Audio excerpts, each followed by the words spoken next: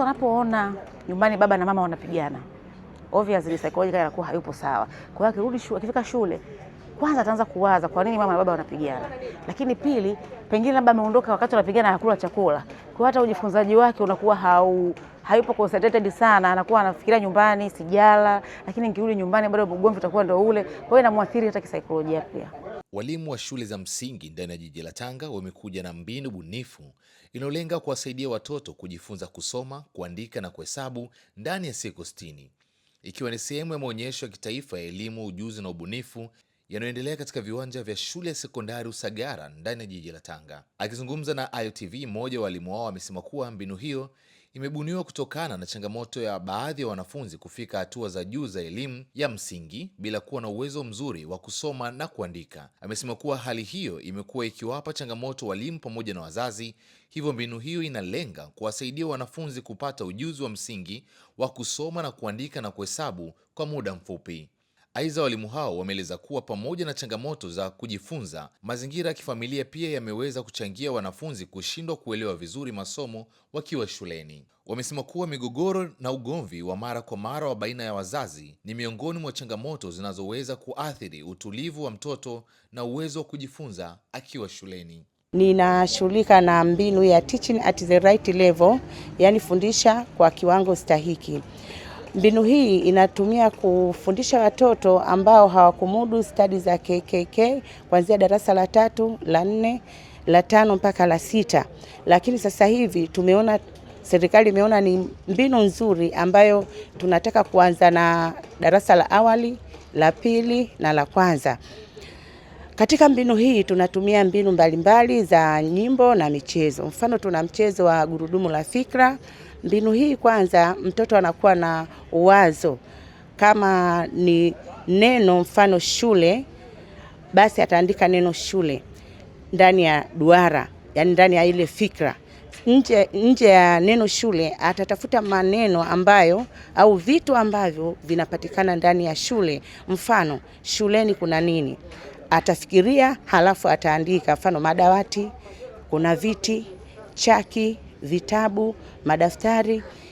Kwa kufanya mchezo huo wa gurudumu la fikra, mtoto anaweza kubaini msamiati katika lugha yake na inakuza stadi ya kufikiri na vile stadi ya kuandika, maana akitaja lazima aandike. Mazingira ya shule zetu nyingi za msingi yanapelekea watoto kutomudu stadi za kusoma, kuandika na kuhesabu, kwani sio rafiki. Yaani mwalimu anatakiwa ajiongeze kwa kutengeneza darasa ambalo ni rafiki, takalomshawishi mtoto hata akitoka nyumbani anakuwa yuko willing kusoma.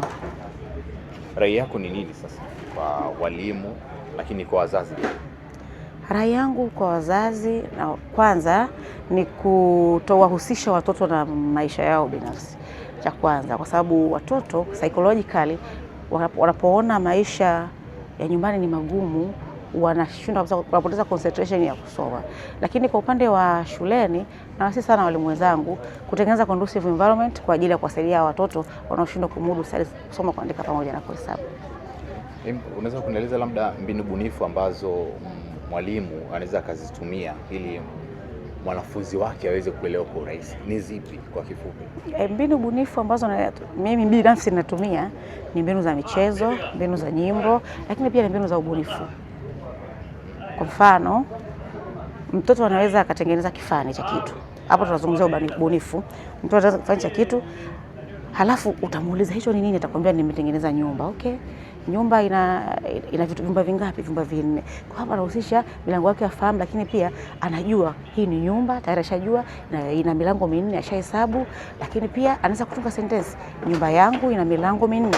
Kwa inakuwa ni rahisi mtoto kujifunza. Lakini pili, kutengeneza darasa rafiki kwa kutumia makuzi ambayo yanapatikana katika mazingira.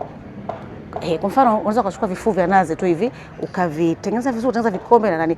Kutengeneza kikombe kwa kifuu cha nazi, mtoto anavutiwa sana. Kwanza anashangaa kikombe na kifuu, inakuwa inamvutia, lakini pia inamshawishi yeye kujifunza kwa urahisi na kupenda kuja shule, kwa sababu kila akija shule anakutana na vitu vipya. Kwa hiyo anakuwa yuko wow, kumbe naweza leo kuna hichi, kwa anajisikia vizuri. Wazazi wana nafasi gani kwenye mabadiliko ya mtoto kielimu? Wazazi wana nafasi kubwa. Kwanza wanatakiwa kushirikiana na walimu. na sasa hivi tumetoa ushirikiano wa wazazi na walimu unaitwa UWAWA kwenye shule zetu, na tunashukuru Mwenyezi Mungu kwa hilo kwamba wazazi sasa hivi wamekuwa karibu na watoto na pamoja na walimu, kwa hiyo tunasongesha ili gurudumu pamoja. Matatizo ya wazazi nyumbani yanachangia mtoto kutomudu study darasani, kwa sababu mtoto anapoona nyumbani baba na mama wanapigana, obviously psychologically anakuwa hayupo sawa. Kwa hiyo akirudi shule, akifika shule, kwanza ataanza kuwaza kwa nini mama na baba wanapigana, lakini pili, pengine labda ameondoka wakati wanapigana hakula chakula, kwa hiyo hata ujifunzaji wake unakuwa hayupo concentrated sana, anakuwa anafikiria nyumbani sijala, lakini nikirudi nyumbani bado ugomvi utakuwa ndio ule, kwa hiyo inamwathiri hata kisaikolojia pia. Na hii mbinu ya teaching at the right level, mbinu ya TAL, kwa asili ilianzia India na Tanzania imeanza kutumika. Halmashauri ya jiji la Tanga ndio halmashauri pekee kati ya halmashauri 184 iliyoenda katika full scale chini ya programu ya Tanga Yetu. Na tunasema katika hii mbinu sasa ni rafiki kwa watoto. Kwa nini? Kwa sababu moja, ni mbinu ambayo ndani ya siku 60 tu mtoto anaweza kusoma, kuandika na kuhesabu, na ni mbinu mbadala kama special remedial session ambayo tunasisitiza na tunahimiza sana shule zote za serikali na shule yoyote ile ya msingi iweze kutumia. Na ukiangalia sasa, sisi tulikuja na malengo kabisa ya mradi. Lengo la kwanza lilikuwa ni kuwasaidia watoto waliopo darasa la 3 hadi la 6. Tunaamini kwamba hawa watoto walitakiwa tayari wao wanaweza kusoma, kuandika na kuhesabu.